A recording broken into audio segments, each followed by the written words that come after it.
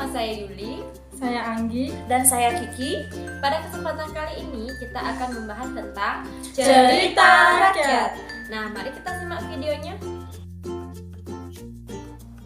Nah, teman-teman tentu sudah sering bukan mendengar sebuah cerita rakyat? Yuk kita cari tahu lebih jelasnya.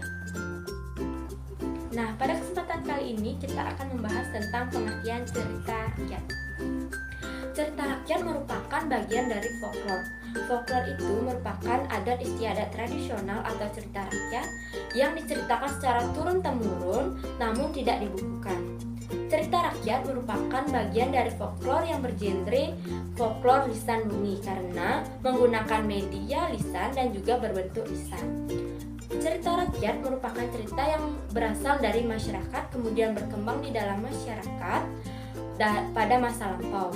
Nah, cerita rakyat ini menjadi ciri khas suatu bangsa karena setiap bangsa memiliki akulturasi budaya yang mencakup kekayaan budaya dan juga sejarah yang dimiliki oleh setiap bangsa. Nah, selanjutnya kita akan membahas tentang ciri-ciri cerita rakyat. Yang pertama, cerita rakyat merupakan cerita yang diceritakan secara turun-temurun, secara lisan dan juga dari mulut ke mulut. Cerita rakyat ini berbentuk tradisional dan tidak diketahui siapa yang pertama kali menceritakannya. Cerita rakyat ini juga tidak diketahui siapa pengarangnya atau bersifat anonim.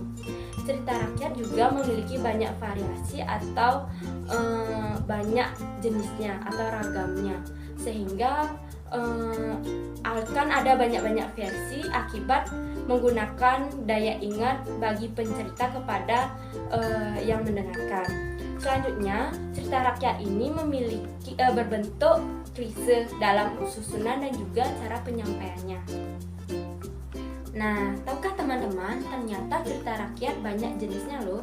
Yuk kita cari lebih lengkap apa saja jenis-jenisnya. Nah teman-teman, mungkin kalian sudah sering bukan mendengar tentang cerita rakyat? Nah, apakah kalian sudah tahu jenis-jenis dari cerita rakyat tersebut? Nah, sekarang kita akan mempelajari tentang jenis-jenis cerita rakyat. Jenis-jenis cerita rakyat secara umum dapat digolongkan ke dalam 3 jenis atau 3 macam. Yang pertama ada mitos, yang kedua yaitu legenda, dan yang ketiga yaitu dongeng.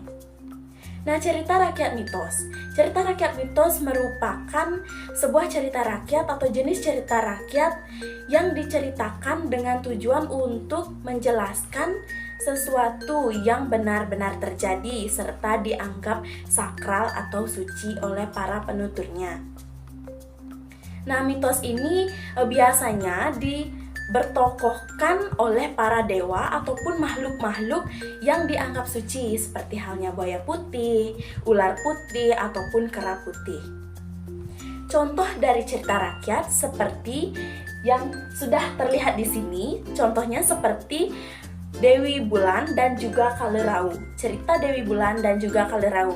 Yang kedua, contohnya seperti cerita Dewi Sri, mitologi Dewi Sri. Dan yang ketiga ada cerita Ramayana. Nah, dapat kita ketahui contoh-contoh dari ketiganya ini, kita dapat menyimpulkan bahwa cerita ini ditokohkan oleh para dewa ataupun dewi.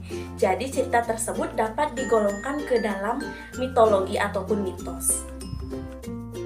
Nah, teman-teman, mari kita saksikan salah satu contoh video mitos berikut ini, yaitu cerita mitos Dewi Bulan dan Kalerau.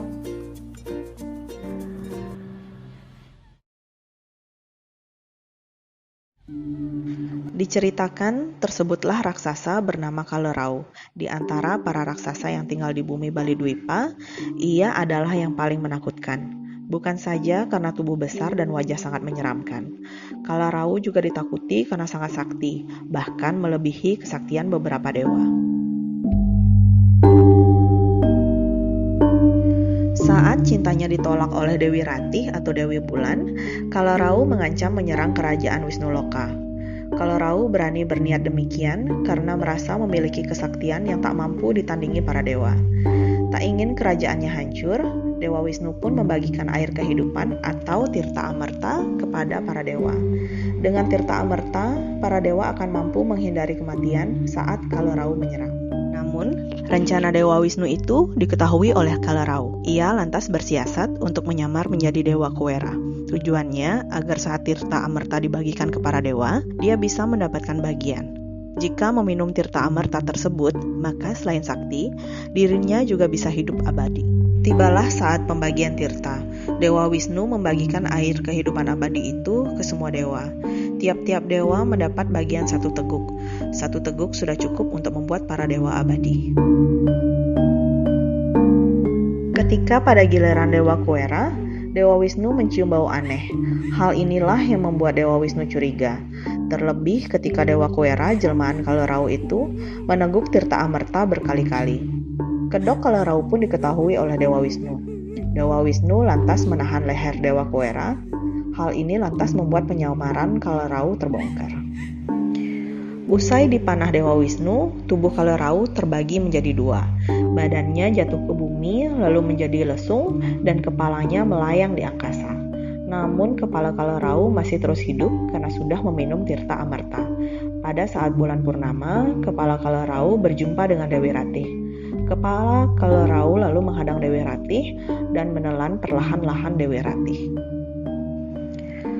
Raksasa yang rakus itu mengira tubuh Dewi Ratih masuk ke perutnya, padahal dia sudah tidak memiliki badan lagi. Maka setelah menelan Dewi Ratih, sesaat kemudian sedikit demi sedikit tubuh Dewi Ratih muncul kembali. Peristiwa tertelannya tubuh Dewi Ratih oleh Kalerau dipercaya oleh penduduk Bali Dwipa sebagai gerhana bulan. Oleh karena itu, setiap terjadi gerhana bulan, penduduk beramai-ramai membuat bunyi-bunyian dengan memukul kentongan atau lesung, yang merupakan badan Kalerau agar ia melepaskan bulan yang ditelannya.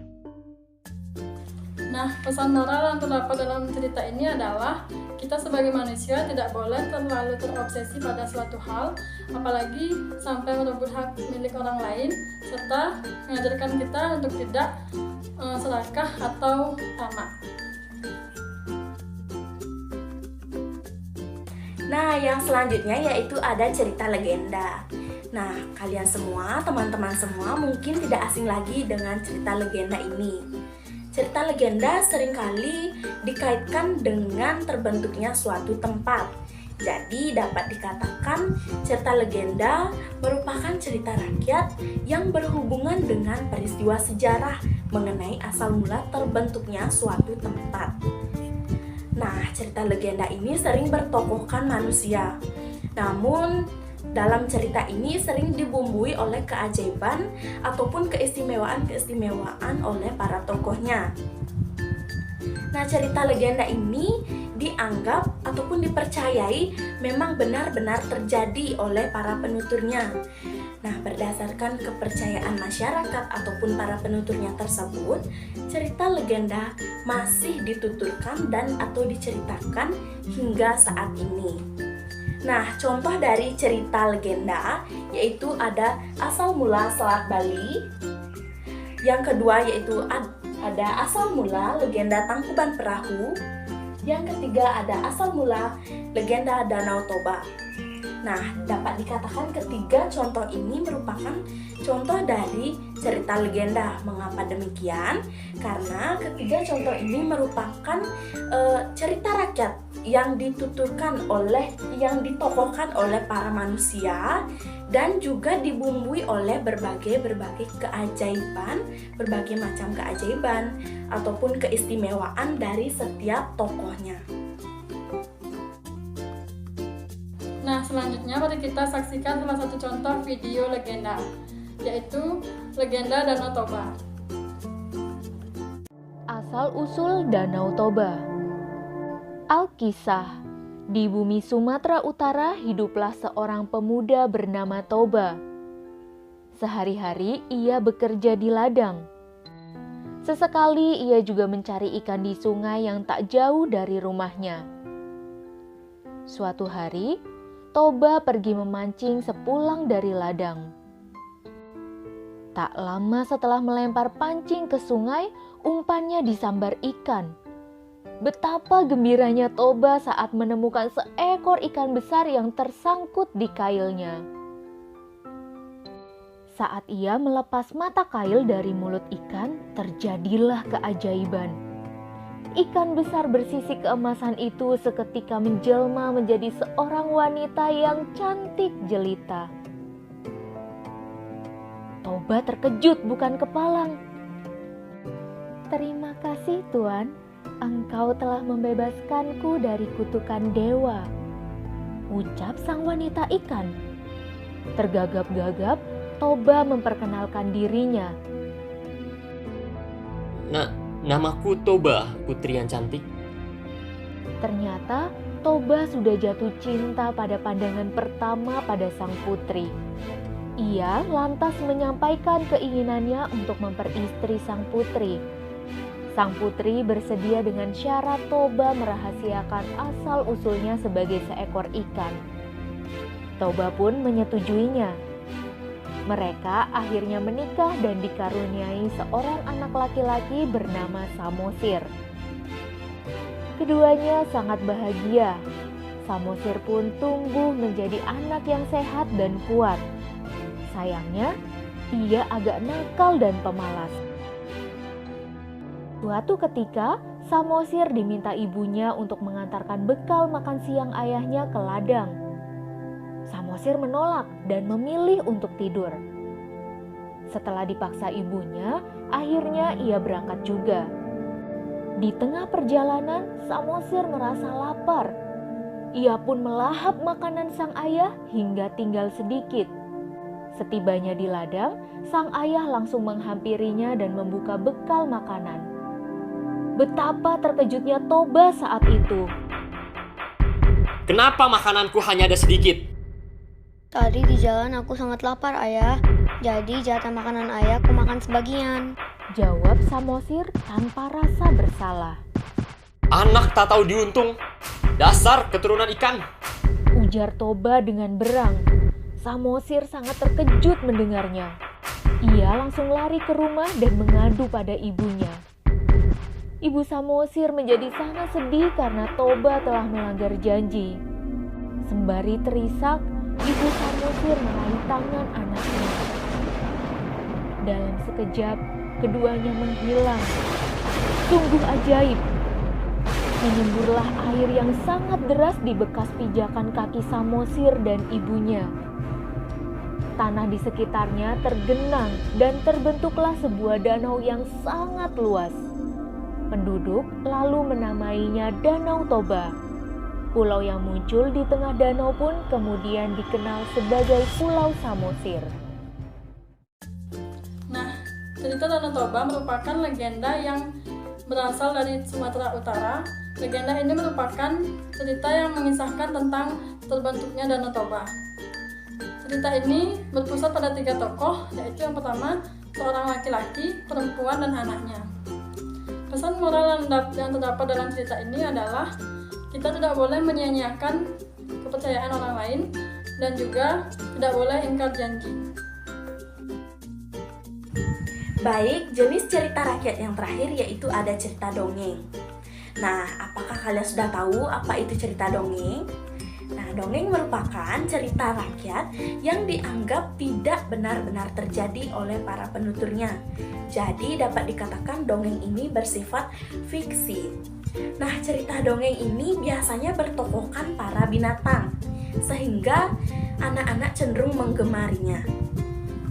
Tidak sedikit anak-anak yang sangat menggemari cerita dongeng ini, dikarenakan tokoh ceritanya yang lucu dan menghibur. Juga alur cerita dari dongeng ini sangat ringan, sehingga mudah untuk dipahami ataupun dimengerti. Nah, adapun contoh dari cerita dongeng ini. Yang pertama, adapun contohnya cerita kelinci yang sombong dan kura-kura. Yang kedua yaitu ada cerita kancil dan kawanan buaya.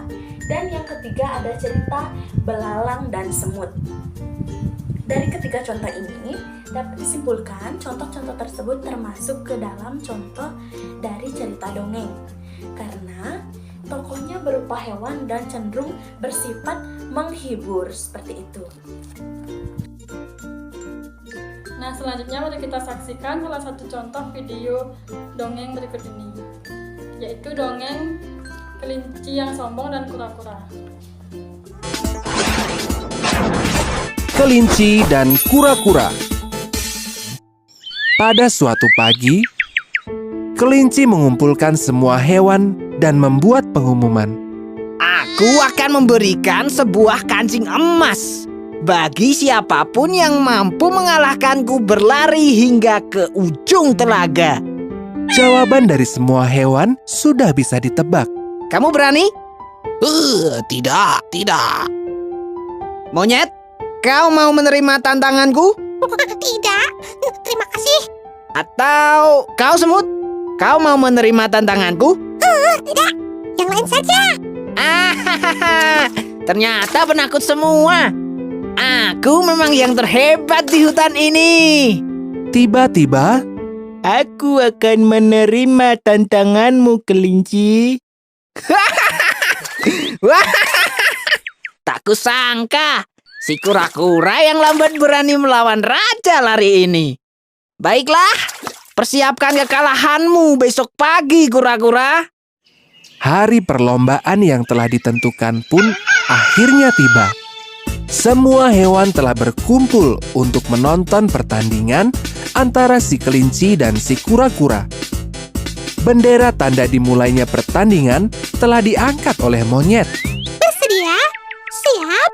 3, 2, 1, mulai! Kelinci langsung melesat begitu bendera diturunkan, meninggalkan kura-kura yang berlari dengan pelan. Selamat tinggal, lamban. Kura-kura hanya tersenyum sambil terus berlari. Ia tidak menanggapi ejekan si kelinci. Semua hewan mendukung kura-kura. Dalam sekejap, kelinci sudah hampir mencapai garis finish. Lambat sekali si kura-kura itu.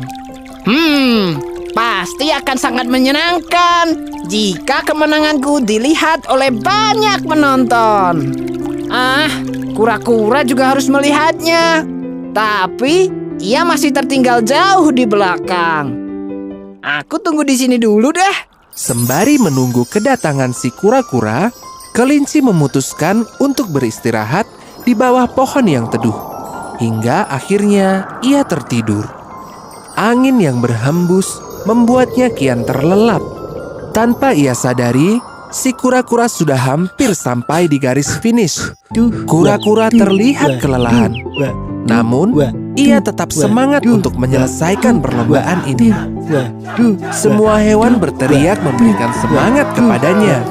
Sorak-sorai para pendukung kura-kura membuat kelinci terbangun. Kura-kura? Kapan dia melewatiku? Kelinci langsung berlari mengejar. Namun ia terlambat. Karena saat itu kura-kura telah sampai di garis finish. Kura-kura dan semua yang mendukungnya bersorak kegirangan. Aku menang. Apa? Aku kalah oleh kura-kura yang lambat? Ini tidak mungkin. Nah, cerita ini mengajarkan kita untuk tidak sombong, mau berusaha dan bekerja keras, serta tidak meremehkan kemampuan orang lain. Karena setiap manusia memiliki kekurangan dan kelebihan masing-masing. Nah, selanjutnya mari kita cari tahu lebih dalam tentang fungsi dari cerita rakyat. Nah, pembahasan yang terakhir adalah kita akan membahas tentang fungsi cerita rakyat. Cerita rakyat memiliki 3 fungsi utama. Yang pertama adalah sebagai sarana pendidikan, di mana digunakan untuk menyampaikan pesan yang bermanfaat bagi perilaku maupun karakter dari si pendengar. Yang kedua adalah sebagai sarana hiburan, yaitu memberikan pesan atau kesan yang berbeda kepada pendengarnya. Yang terakhir adalah sebagai sarana untuk memperkuat nilai-nilai sosial dan juga budaya di setiap daerah atau yang dimiliki oleh setiap daerah. Nah, itu tadi pembahasan kita mengenai tentang cerita rakyat. Nah, sekian pemaparan materi tentang cerita rakyat pada kali ini. Terima kasih telah menyaksikan video kami. Apabila ada salah kata, kami mohon maaf. Sekian dan terima kasih. Sampai jumpa.